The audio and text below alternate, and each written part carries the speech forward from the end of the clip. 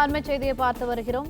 திமுக கூட்டணியில் இடம்பெற்றுள்ள விசிக சட்டமன்ற தேர்தலில் 10 சீட்டுகள் வரை கேட்பதாக தகவல் வெளியாகியுள்ளது. இதுகுறித்த கூடுதல் விவரங்களை எமது செய்தியாளர் பாண்டியராஜன் வழங்க கேட்கலாம். வணக்கம் பாண்டியராஜன், விவரங்கள் என்ன? 2026ஆம் ஆண்டு வருகின்ற சட்டமன்ற தேர்தலில் விசிக திமுக தலைமையிலான கூட்டணியில் தமிழகத்தில் களங்காண இருக்கிறது. இன்னும் கடந்த முறை வழங்கிய இடங்களை விட தற்போது கூடுதல் இடங்கள் வழங்க வேண்டும் என விசிக சார்பில் கேட்கப்பட்டிருப்பதாக தகவல் கிடைத்திருக்கிறது.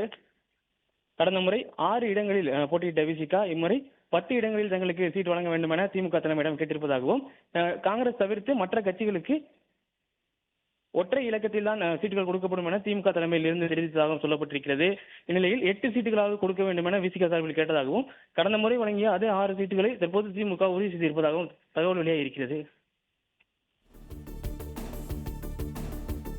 பிளே ஸ்டோர் மற்றும் ஆப் ஸ்டோரில் இருந்து பாலிமர் செயலியை QR கோடு மூலம் பதிவிறக்கம் செய்யுங்கள். செய்திகளை உடனுக்குடன் பெறுங்கள்.